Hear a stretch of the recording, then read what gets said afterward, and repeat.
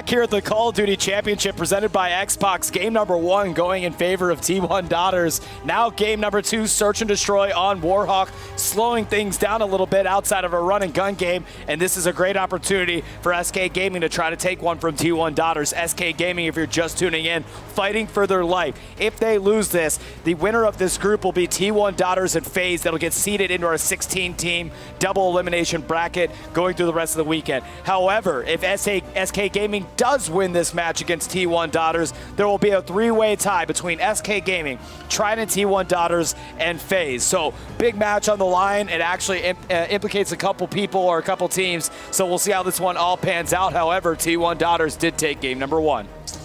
Yeah, and if you're wondering at home why I always have this big cheesy smile on my face when the camera cuts back to us, it's always because Fwiz is just a comedian. He's always trying to make me laugh as hard as possible right before the camera comes back, so I'm always just looking like a goon. But one of these days we need to mic me up during commercial breaks and do a video. I imagine it'll be very entertaining one day. I don't know if that's going to be legal. Maybe not a good idea. All right, enough shenanigans. Now it's a 3v3 situation. Kiwi getting taken out for SK. And let's see what they're able to do. They obviously are favoring this B side, trying to make a plan here. Rock's looking at the water tower, see if he can pick anybody up.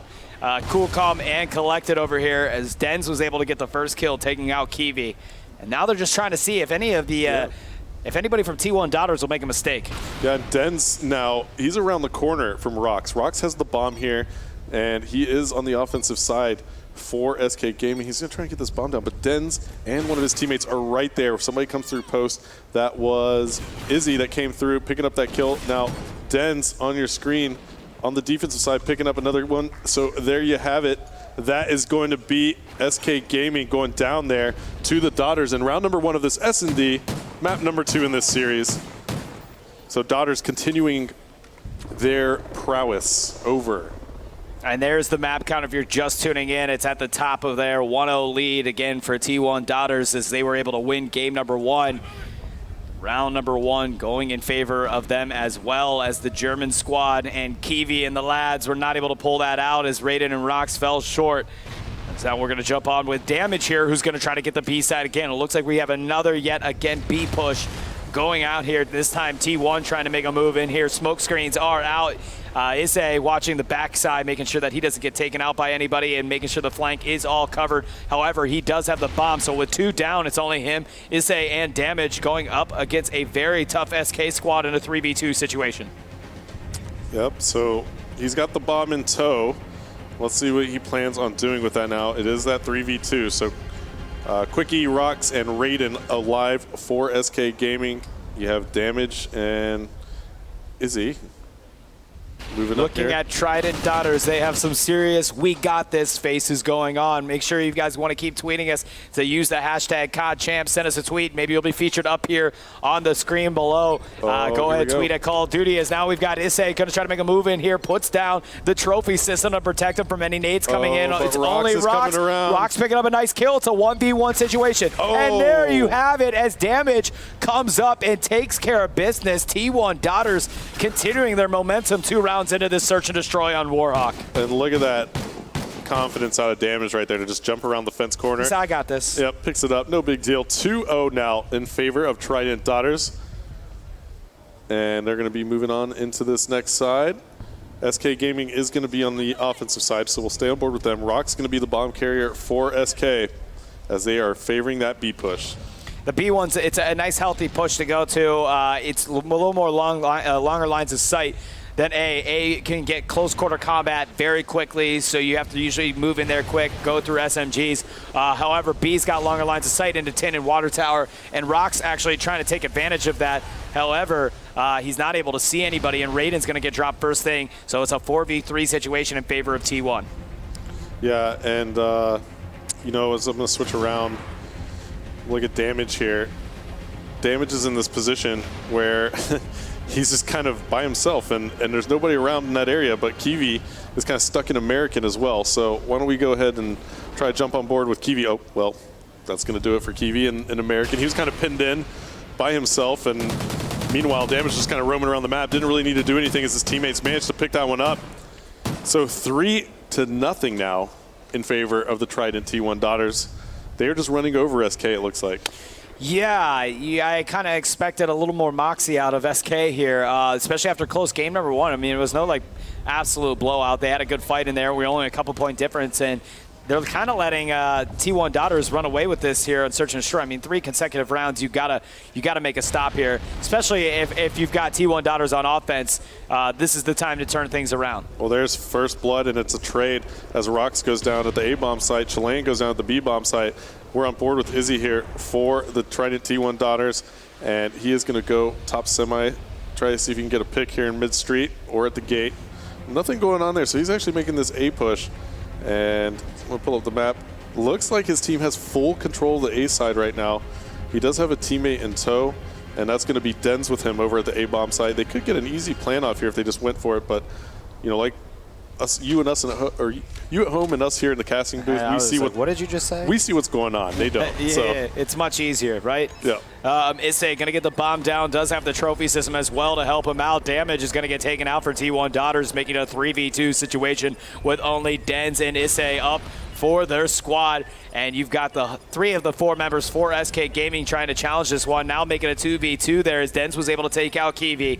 Issei running around here just trying to buy some time. He knows exactly where this player is as the shot's being fired. He's going to be able to see him on the minimap. Comes up, sees another one. Now a 2v1 as Raiden's all alone going against Issei and Dens. And there you have it. Issei picking it up, taking care of business. And now T1 Daughters up 4-0 against SK Gaming. SK Gaming just looking distraught now.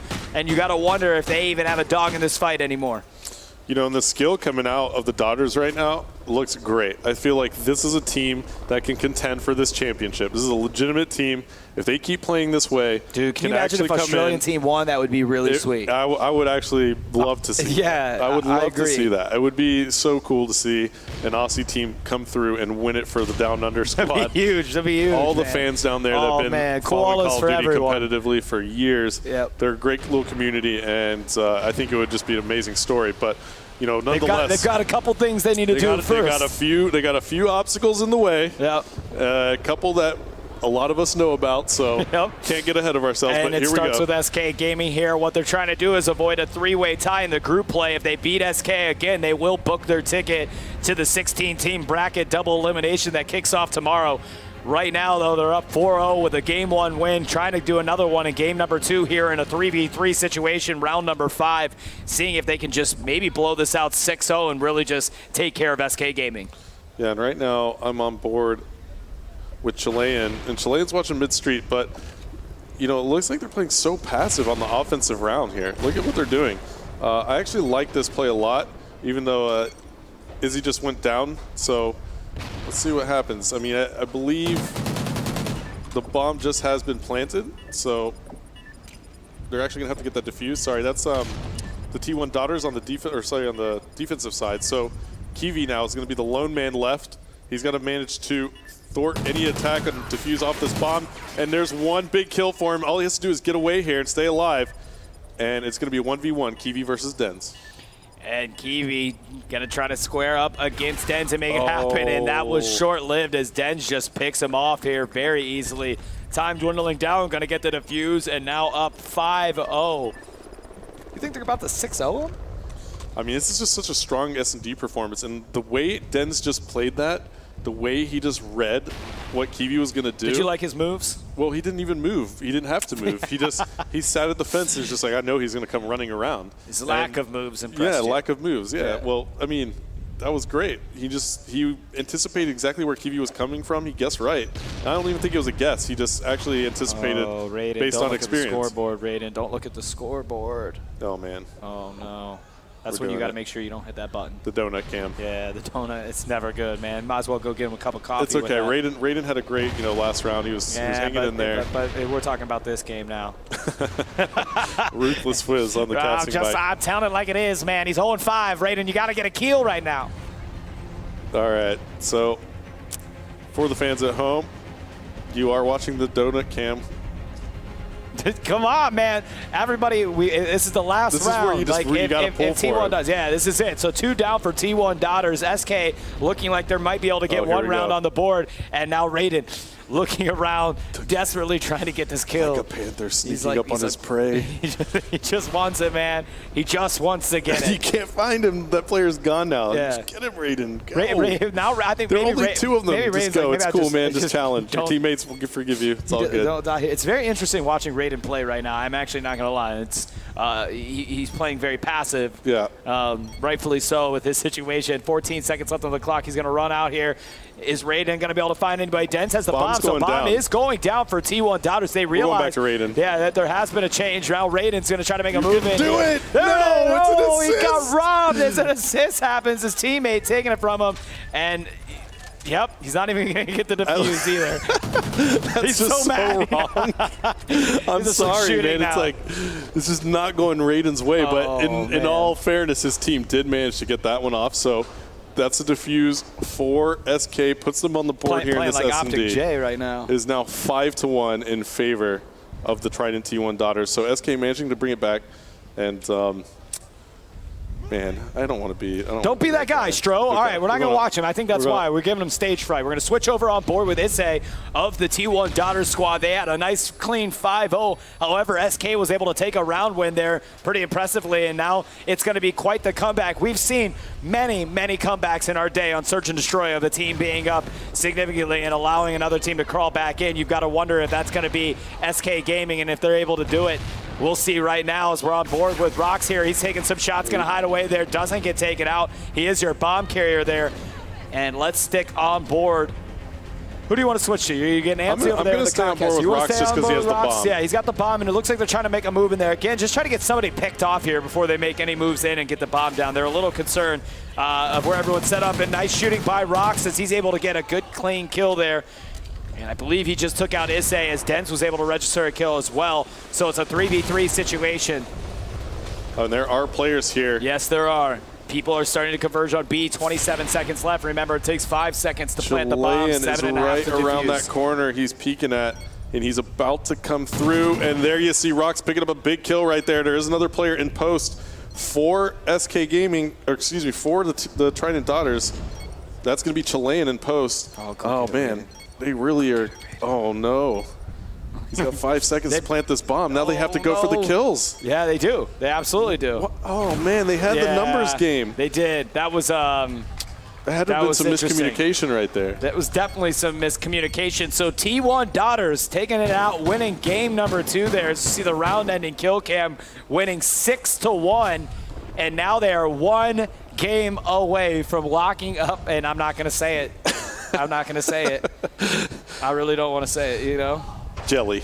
It's just like, I almost busted out my camera. But you know what? Raiden, you know, I know Raiden. It happens. I'm just honestly, to be quite honest, I met Raiden at Gamescom in Germany, in Cologne. Yeah. And he's a super nice guy, man. Great person. That's and good. You never want to see him. You need to when you roll donuts. Oh, man. All right, as we're going to probably just hang out here for a quick second as they set up game number 3, let's take a look at some of the replays that we saw from game number 2. Damn, that was right. That's what we saw. That was an aggressive push from Damage from T1 Daughters. They already had a good lead here. This is when Issei tracked him down. He saw that initial play coming out of there and then was able to clean it up. Good kill by him. Here's where we saw Kiwi just basically run in and get taken out by Dens, who was just patiently waiting for them. A nice aerial shot as Dens just on the fence, taking care of business, and then big kills right here. This is actually how the rounds all ended up closing out. So T1 Daughters playing phenomenal Call of Duty there in game number 2. SK Gaming's got to win 3 games straight if they're going to be able to do it and stay alive in this group play. It's going to be quite the feat, but it's definitely still doable. So we're going to cut to a quick commercial break. Don't go anywhere as we have game number 3, SK Gaming versus T1 Daughters.